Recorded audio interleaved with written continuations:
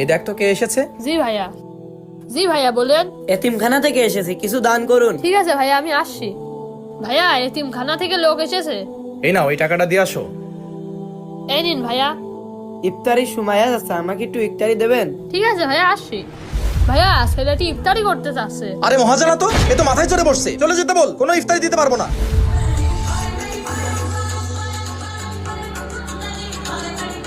ভাইয়া, মোবাইলের জ্বর একটু আসতে যাও, আমার নামাজে ডিস্টার্ব হচ্ছে। তুই মনোযোগ দিয়ে নামাজ পড়, এদিকে খেয়াল করছিস কেন? ভাইয়া, তুমি কি এইভাবে জান্নাতে যেতে পারবে? এই, তোর কি মনে হয় আমি নামাজ পড়ে টাকা দান করি? আমি জান্নাতে যাব না তো কে যাবে? ভাই, শুধু নামাজ পড়লে আর টাকা দান করলে জান্নাতে যাওয়া যায় না, মনটাকে বড় করতে হয়। তুমি যদি একজন গরিবকে ইফতারি না দিতে পারো, তোমার এই রোজার কোনো মূল্য থাকবে না। এই অর্থের অহংকার বেশি দিন থাকে না। রমজানে নিজেকে পরিবর্তন করে ফেলো। তুমি ঠিক বলেছো।